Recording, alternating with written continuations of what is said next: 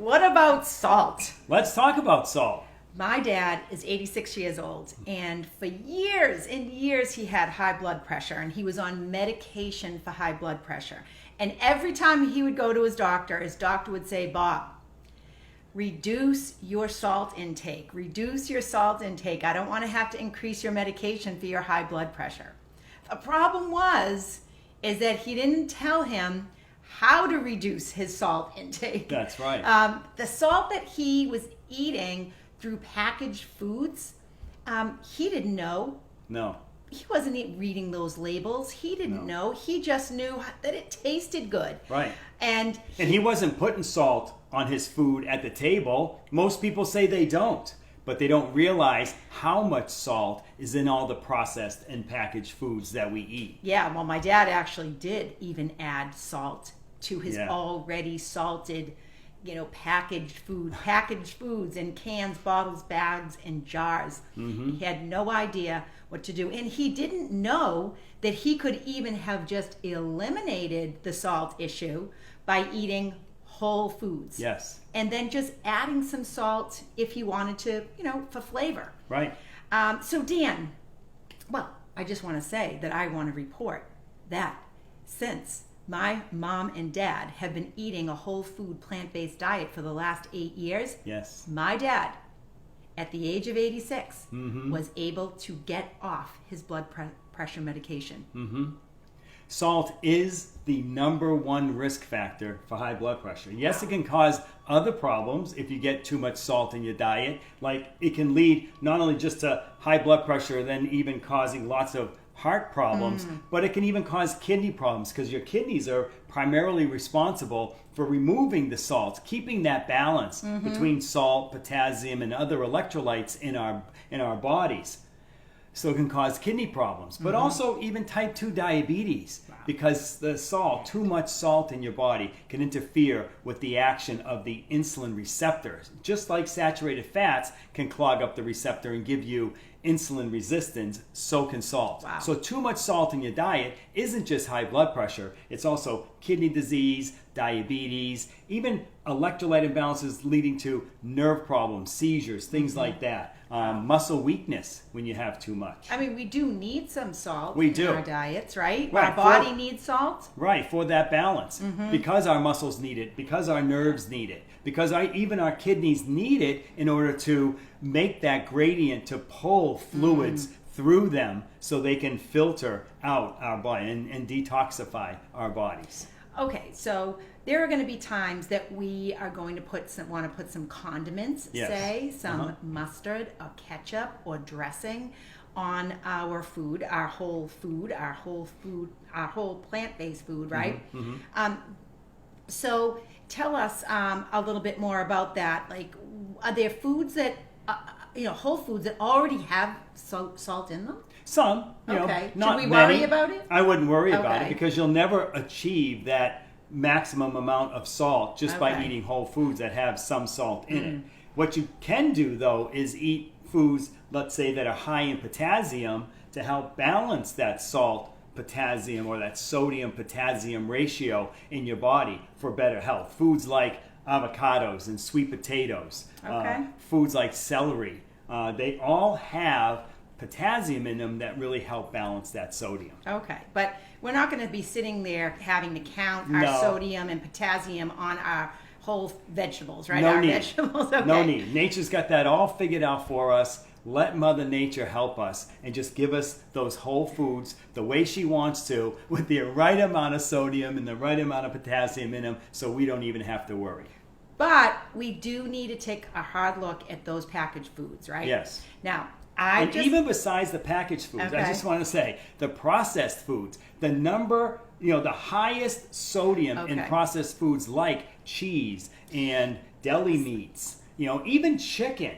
Chicken in this country is injected with Right. lots of salt water to give it that extra weight, that extra water weight, so they can sell it for more. So even when people say, I mostly eat fish and chicken, you got to kind of say, be careful of that chicken. well, we don't have to worry about that with Right. this group. Not with okay? this group. So, all right. I'm just saying All right, people yeah. in general. All right. But I did want to take something. I just took something out of the pantry.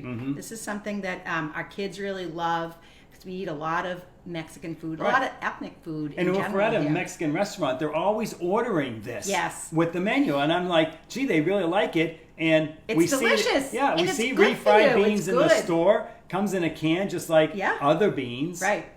And it's great. But- And I mean, the ingredients in here, look really nice. Yeah. And, it It's meets, all organic. You know, Yeah. it's got all those buzzwords on the front of the label that they know you're looking for.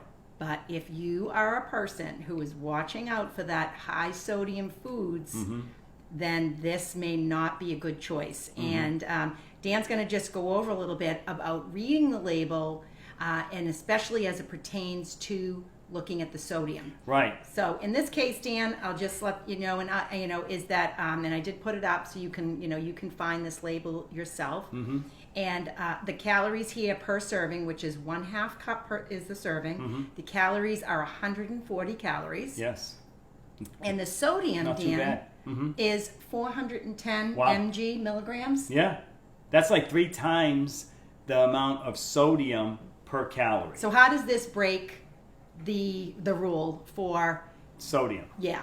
So the American Dietary Association, they recommend that we should have not more than 2,300 milligrams of sodium a day, 2.3 grams All of right. sodium a day. Most of us eat about 2,000 to 2,300 calories per day. So the easy little trick to do with the Nutrition Facts label is to make sure that the amount of sodium isn't greater than the amount of calories per serving.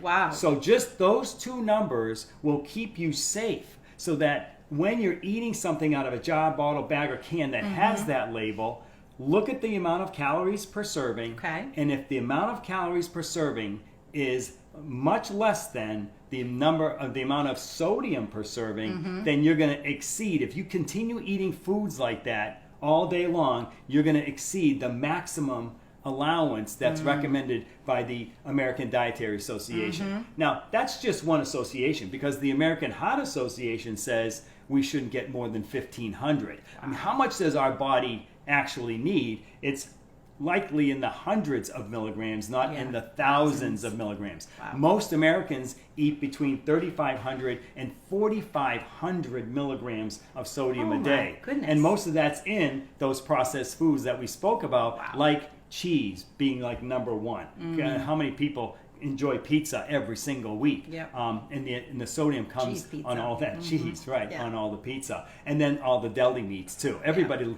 seems to be carrying around a ham sandwich these Oh my days. gosh. Not And this group. Not this group. But this that's is where like they I get said, it. a seemingly, good, healthy, side dish, Right. or addition to your meal. A condiment. Could Yeah. be, end up being a disaster for you. Right. If this was possibly the only thing you're eating with sodium all day, but It'd be okay. is it going to be? That's what you have to consider. Right. And as we're eating more and more whole foods that are plant-based, salt comes in the condiments, Yes. and on the dressings and ketchups and mustard and Sauces, yeah. and sauces, Mhm. right? Exactly. So you want to be really careful and to read that the nutrition facts so that you know exactly Right. what you're taking in, so Right. that you're not left wondering why am I on high blood pressure medication, right? And it's always a good idea if you are ordering out or takeout that you get all the sauces and dressings on the side. That's right. And then you Great can tip. put on a very small amount so that it's not drowning in the dressing or Exactly. sauce that has all the sodium in it, because Yeah. restaurants put a lot of sodium in their foods. Do you have any other tips for us on the salt subject before Sure. we leave? Like what kinds of salt? You see, there's a lot of information now about the types of salt that people have. Not just the table salt, Salt. where that's just pure processed sodium chloride, but there's other kind of salts too, like sea salt or Celtic salt. There's this kosher salt that we all know about, and then there's different kinds of pink salts, whether it's this Trader Joe's pink salt crystals, not really as like the pink Himalayan salt that comes from Pakistan, where they get it out of the mines, the Salt mines? salt mines Yeah. there. And then there's things like Hawaiian red salt, which is just sea salt with some clay from Hawaii that's mixed in with it. And then we even have some Hawaiian black sea salt. Again, I think they use some coconut shells or coconut There's charcoal. In charcoal, Yeah. coconut, but made by coconut shells. They make the Okay. charcoal from coconut shells and then also add it to the sea salt crystals. So why do I bring up all these different kinds of salt? Because if you're just going to use the typical processed salt from either a typical salt shaker or even the kosher salt, you're going to get mostly sodium and chloride. That's what it's made out of. That's how it's made. If you get some of these other salts, like the Himalayan salts, you would also get other minerals like calcium, even iron, magnesium, other potassium, minerals in with the salt, so the sodium load is a little bit less. Nice. So you'll see a lot of health gurus talk about all the different mineral salts that are out there to enable you to still enjoy some salt on your food. And again, it's not the salt in the food, but the salt you add to the right, food. exactly. And that these salts give you other mineral benefits.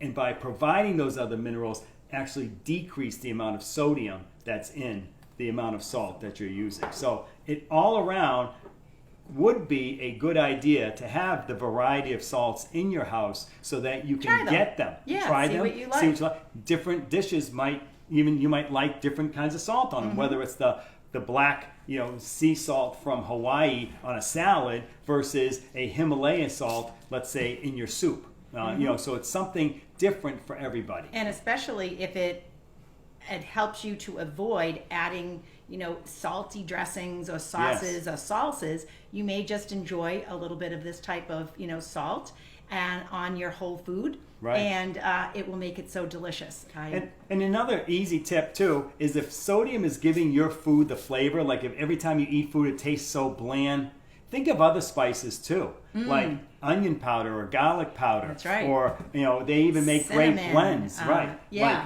Like curry powders Yep. or great blends that will give foods great flavor without giving the foods the salt. So that's right. another great tip to keep the salt lower in your diet. Find a half a dozen herbs or spices that you really enjoy to put on your food to give it the flavor. And you'll be less thirsty. So, Much less okay. thirsty. That's it. That's our segment on salt. See you next time. Bye-bye.